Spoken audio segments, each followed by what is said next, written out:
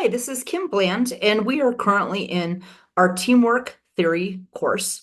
And today I will be discussing a little bit about shared leadership. I actually had seen shared leadership as I was thinking about what theory I wanted to do our presentation on. And I wanted to take a moment just to share. I chose this one ultimately because I was in a position a few years back, and there was a lot of roles and expectations on a team leader position that I held. And I ultimately actually had the thought that I thought maybe I had come up with, and apparently I had not, because it's called shared leadership. But was thinking about how that role would look very different if there was actually two leaders that were running that role. Now, as we talk about shared leadership, of course, that is more about our team and effectively working together in a shared leadership role in an organization. But I chose this topic because it really resonated with me as I was in that team leader role. And man, what that would have looked like to actually stepped into more of a shared leadership position probably would have eliminated some of the burnout that I felt as I decided that I was going to leave that position. So shared leadership is something that I chose because it was something that was really resonating with my heart. And so today, what we're going to be discussing with shared leadership is, of course, we're going to go into the definition. We are going to talk about the history and background. We will discuss key tenets. We will go over an overview of research that's been conducted on shared leadership. And finally, a team building activity specifically for shared leadership. So when we take a look at the definition of shared leadership occurs when two or more members engage in the leadership of the team in an effort to influence and direct fellow members to maximize team effectiveness. I want to highlight real quick before I go to the next slide. Anything that I have cited or any article that I found that I did research on as I was putting this presentation together will mainly be in that lower right-hand corner, unless if I indicate differently, but I wanted to bring your attention to that as we continue on here. Furthermore, when it comes to shared leadership, leadership is more than just downward influence by a single leader. Leadership is a set of individuals, not just a single individual. Leadership is the influence process and can include peer influence or upward or downward influence. And shared leadership is a shared activity in an organization.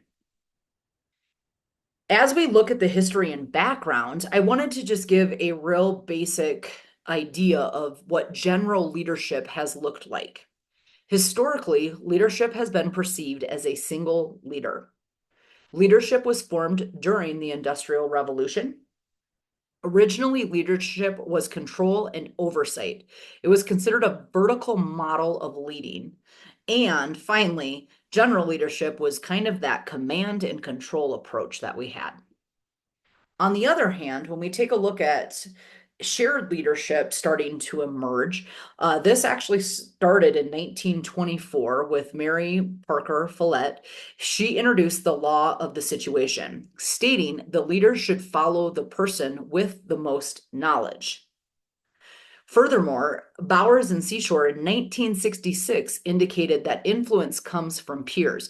Now, you'll find this interesting that as I was researching in this article, it really specifically talked about how we went almost 40 years without having a whole lot of movement towards this idea of shared leadership. However, as we take a look at a little bit further background here, we will notice that there was Gibb, who in 1954 stated leadership is probably best conceived as a group, as a set of functions which must be carried out by the group. This concept of distributed leadership is an important one. Katz and Kahn in 1978 also suggested that when team members voluntarily and spontaneously offer their influence to others in support of shared goals, shared leadership can provide organizations with competitive advantage through increase in commitment, personal and organizational resources on complex tasks, openness to reciprocal influence from others, and sharing of information. I wanted to just put this small visual in here for you so you guys can take a look at this and really review what it looks like on the historical basis of shared leadership. And as we take a look at this, we can see again Follett in 1924, the law of situation. And then we're kind of looking at what maybe people kind of put out there a little bit in regards to leadership and how leaders started to emerge and what that was going to look like moving forward. I'll highlight mutual leadership, which is leadership can come from peers with Bowers and Seashore there in 1966, will be something we discuss in another slide here.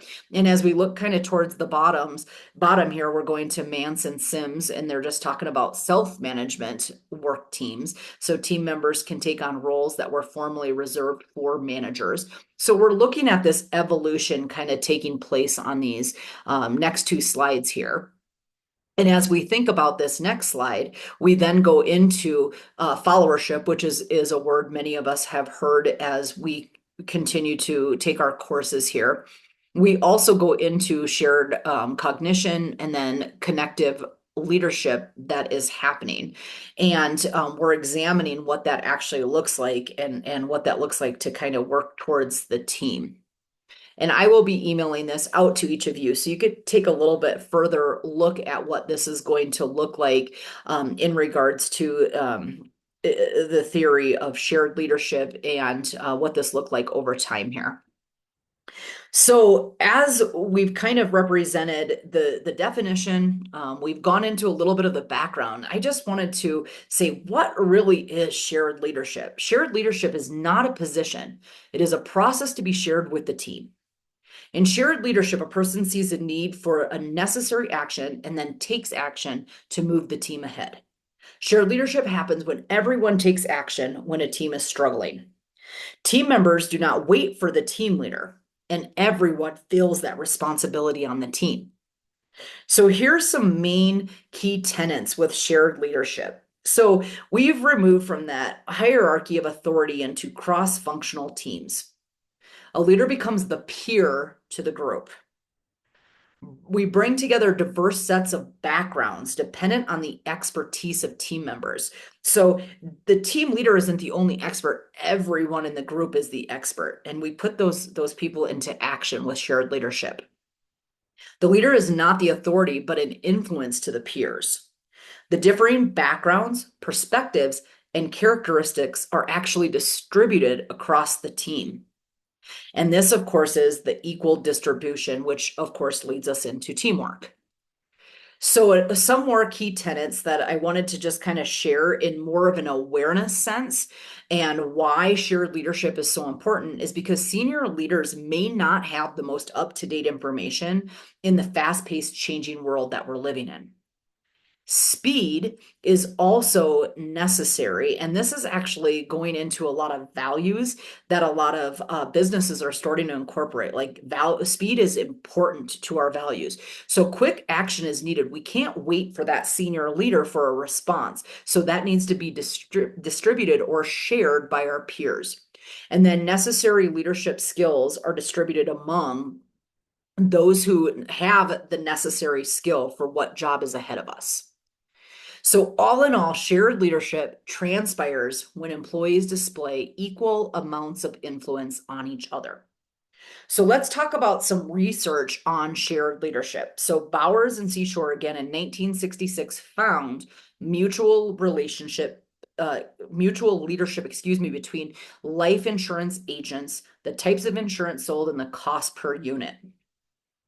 Avolio found shared leadership in teams and undergraduate students. Pearson Sims found shared leadership is a predicator of change management, and this is effective for these teams. Pierce found that shared leadership is specifically in virtual teams is more effective.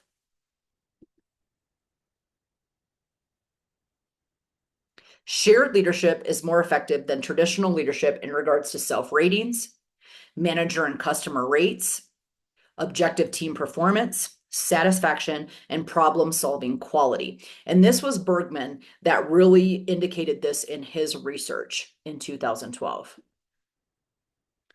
Team building activities that I am going to implement in regards to creating an environment of shared leadership. What would happen in a team building activity is we would really go into three different group dynamics. Our first group discussion would utilize the degrees of shared and vertical leadership chart to highlight the degrees of understanding of shared leadership. What we will do is we will take this and we will check to see where we specifically sit. I will go into more details on this in our next slide, but we will discuss, define, and create awareness of shared leadership. In the second group meeting, what we will do, or the team building activity we will do, is we will go into more of a role analysis, and I will explain that in the next few slides as well. And finally, we will go into the 6 types of working genius. We'll take personal assessments, go into some personal awareness, and then step into, again, a group discussion on how to implement this. So let's go into the discussion of the degrees of shared and vertical leadership. What we really want to take a look here is, where does the organization stand? So we want to understand these 4 quadrants. So in quadrant 1, it's a low shared leadership. Quadrant 2 is shared leadership. 3 is leadership avoidance, and quadrant 4 is vertical leadership. So as we take a look at this, we want to find, as an organization, where do we currently stand in regards to our understanding, in regards to where we see kind of on purpose in our organization, and where are we wanting to go? And of course, we're wanting to go into that quadrant 2, into more of a shared leadership style. What we will do next is we will then get into another group meeting, and we will actually go through our roles, and we will analyze those roles. And what we want to do is we want to come into the team meeting. We're going to discuss what the descriptions look like. We will be using a flip chart in that, and the team members will discuss the expectations and their roles and what that specifically looks like. And then what we'll do is each individual will take that information and create a written summary of those roles. All right. So we're going to take a look again, and we're going to go through those 4 quadrants. Where do we specifically sit at? Are we leaning in to that shared leadership, or do we have some work there? Second, we're going to take a look and we're going to go, where are our roles? And we want to really analyze, do we understand where we're at, and do we really truly understand our roles? The third thing that we're going to go into then is the 6 types of working genius. So each team member is going to take the working genius assessment. After taking that, you will do a self-review and write down your new awareness that came out of that. We will then come together as a group. And as a group, what we're going to do is we are going to, number 1, discuss each of the categories, so we understand them, not only ourselves, but we understand the group. And then what we will want to do is we want each group to come together. So in our working geniuses, you may have one person in your group, just yourself, or you might have a few people in your group, because what we want to find out is who in the group has the same working geniuses, number 1. Then based upon that, we're going to discuss gifts and talents specifically connected to what our working geniuses look like. Once that is completed, we will come back together as a whole group. And what we're going to take a look at is we're going to look at our role analysis. We are going to take a look at our working geniuses. And what we're going to discuss is possibly readjusting and taking a look at some of our new roles based upon what that working genius looks like. We will then discuss how we take these roles and we put them into more of a perspective of leaning in towards that shared leadership role. We want to discuss how this is going to affect the organization, and then we will step forward in implementation. What we will do moving forward, however, is reevaluate this every 30, 60, 90 days just to see how we are implementing, making sure that we are stepping into those new roles, and making sure that we are looking into leaning more into that shared leadership role and the effectiveness that will have for our organization moving forward. So I just wanted to just share, based upon this team building activity that was created, how this connects with shared leadership specifically. So Carson specifically said, developing strong internal leadership patterns increases effectiveness for teams. It's exactly what we're trying to do by implementing the 6 genius types. Setting expectations and seeing everyone on a team as a team leader, this helps employees engage in shared leadership. So when we know our expectations and we do see where we're going with that, that helps with engagement. Shared leadership perspectives and best practices come out of trainings. And so, of course, we are stepping into 3 organized trainings. And then every 30, 60, 90 days, we are going to review that and where we're at. Shared purpose supports the development of shared leadership, understanding roles and responsibilities again, which that's exactly what we're going through, common goals that we're coming out of, and then the team norms that will come out of that. Furthermore, in Sears, he talks about role responsibilities allow individuals to gain self-validation of roles and responses in a group. Effective understanding of a team member's roles actually helps the organization achieve goals. So that's what we're leaning in towards doing. And then balanced reciprocal influence allows shared leadership to occur. So we're going to be balanced in those roles. So I just wanted to take a moment and say thank you. I hope that you learned a little bit more about shared leadership. I am indicating any references again that I use throughout this presentation. If you do have any questions, you can feel free to contact me at kbland1@seu.edu. I will be emailing this out later this evening, and I hope you all have a remarkable evening yourself. We will talk soon.